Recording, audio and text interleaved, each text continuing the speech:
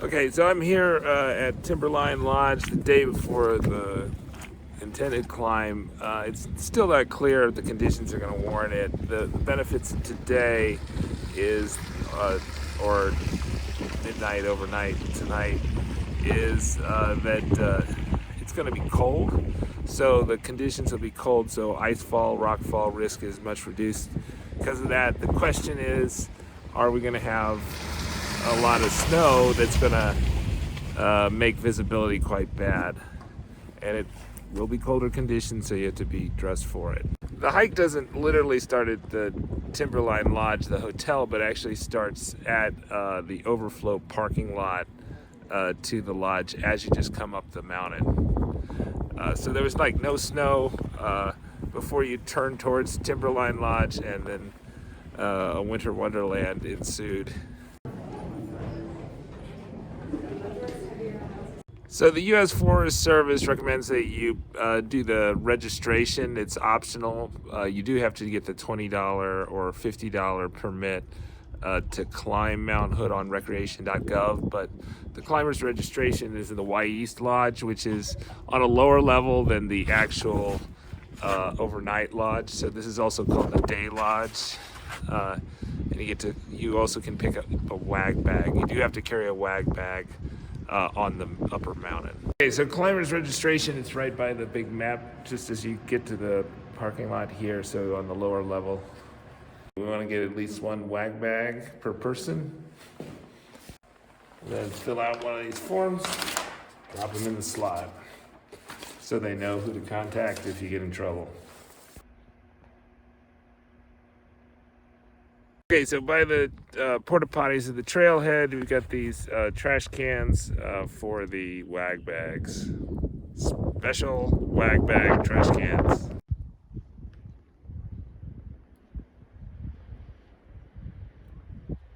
So this lack assigned pole seems to be the trailhead. And then behind me, you just follow the steps. Give you an idea where I am. So you got this lack assigned pole, then you got the porta potties and the wag bag drop off. Okay, so this is the first time in the 2 times that I've come up here that I can actually see part of the mountain. The visibility is good enough that I can see. There's still clouds at the top of the mountain there, but I did see the top peek out, and I can see the chair lifts, and I can see the Silka hut, which is amazing compared to the 20 feet of visibility I had last night. The other thing I noticed is I've noticed people actually walking around acting like they might actually climb today, as opposed to the other 2 days where they were huddling in their cars. So hopefully tonight's the night. I'm gonna get an early start because I think the daytime temperatures will be below freezing at above 8,000 feet, at above the Palmer chairlift, and so there may be some ice fall, especially later in the morning, and so that would also be rockfall. So I want to get an early start, get to the summit early, get down early before anything falls off the mountain, hopefully not anywhere near me. What I did last night, I had like 20 feet of visibility. It was actually kind of scary driving down, but I did try to hike up a 1/4 mile, but turned around after the 1/4 mile because I really could only navigate via my cell phone via the All Trails app. That was the only thing I had, was I was going by the All Trails, and I'm not used to just navigating by electronics. I think that's a bad way to go.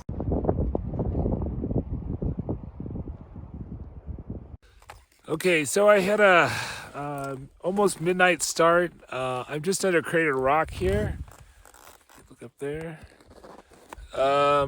Let's see. It looks like we've got dawn. Dawn officially starts in like 10 minutes, but it's 5:10 almost. You know, I would have got an earlier start. I was planning to get the start at 10, but the problem was I had it was a freezing rain at that point, and there was no visibility. So there was visibility like at 8 o'clock, but none at 10 o'clock. So I just took a nap until about 11:15, and there was visibility, and it was pretty obvious there were a lot of parties that are going to start at midnight. So unfortunately, you can't see much in the dark. So I'd say I was surprised at how well groomed the trail was. So most of the trail up to the top of the Palmer lift. Most of the trail up to the top of the Palmer lift is run over by these big machines that are kind of like tanks. Snowcat, something like that. So that makes it really easy. And the boot path, once that stopped, was really excellent. So it's been easy traveling. I think I made a mistake at the very beginning, where I thought was the trailhead probably was not the trailhead, and I had to post hole a bit at the beginning before I caught the groomed trail. That is also marked, but it's plowed by the snowcats. While this is the first clear day that I've had in the last 3 days, there are some kind of problems with what we got here today. Is that because I had a late start, there is some risk of falling ice and rocks because the summit is forecast to have 34 degrees according to mountain weather in the morning, and the freezing line is 8,900 feet, which we're above. So there might be some potential for ice fall. But really, this is kind of the last day probably of the spring. I would guess that the mountain's going to hold together unless there's a cold snap next week, because we're forecast to have much higher temperatures on Wednesday and Thursday. So it's June 18th, I think. So we're kind of late in the season.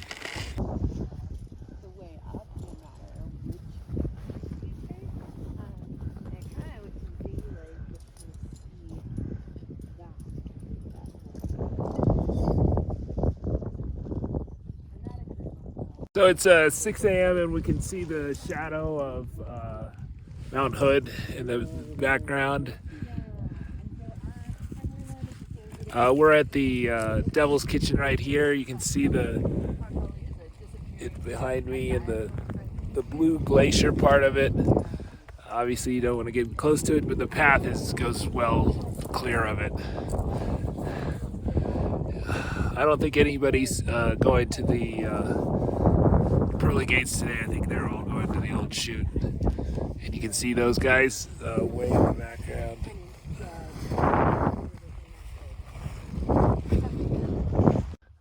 It's a Devil's Kitchen from above. Crater Rock.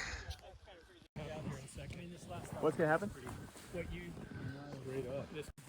Okay, so I'm at the summit here of Mount Hood. Unfortunately, I wasn't able to take pictures on the way up because it was too cold for my cell phone, even with the battery pack. Definitely the crux of this route is the top end of the old chute. The catwalk is actually quite easy. It's just what a catwalk actually is if you know it from theater. The catwalk is what you walk up and the people that control the lights do. So it's pretty easy to walk on a catwalk. So nothing to worry about in there. It's later than I was hoping for, about 3 hours later summit than I was hoping for. And it's going to be a long, steep way down, especially the old chute. I'm not looking forward to it, but my experience is, you know, sometimes you do what you can, and descending isn't necessarily as bad as you think it will be, even though it looks pretty bad. So I think I'm going to probably use an axe and a tool on the top part, and then maybe on the bottom I'll use my trekking pole. Subscribe to Slow Boat Sailing.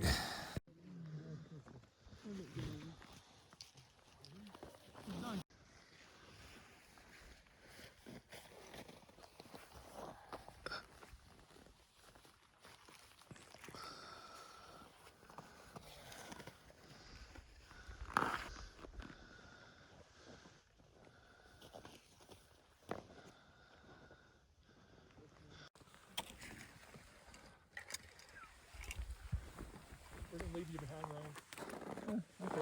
Yeah.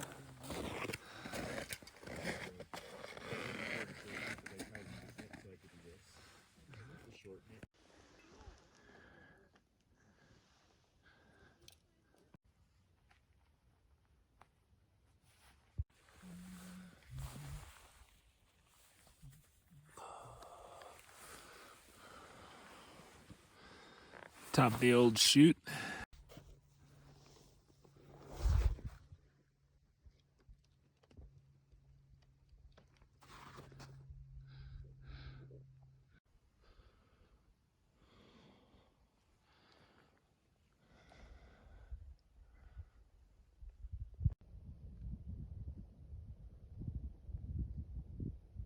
Okay, so I'm back. That was over 16 and a half hours round trip. Started at midnight, got back here at 4:30. That was a long hike.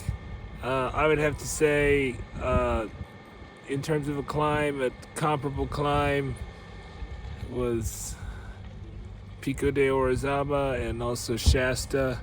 Shasta's a little bit huger, but not as technical. This was even more technical than Pico, but you didn't have to deal with the altitude. So best decision I ever made was to bring 2 of these ice tools. First time I brought those on a climb. They were absolutely necessary to get down the Mazamas Chute. We did not go up the old chute, but rather the Mazamas Chute. Yeah, I don't know. Just everybody was going up the Mazamas Chute, so that's what I did. And it didn't seem like that the old chute was going to be stepped out, and then I didn't know the trail, so didn't do it. Took me over 2 hours to down climb the Mazamas Chute. And then, you know, the snow conditions, the weather conditions were like perfect to this morning, and then it just got really super hot in the afternoon, late morning, and it was just walking through slush for 4 miles or whatever it was, which was not fun, but it is what it is. So there you go. That's the 12th state high point for me.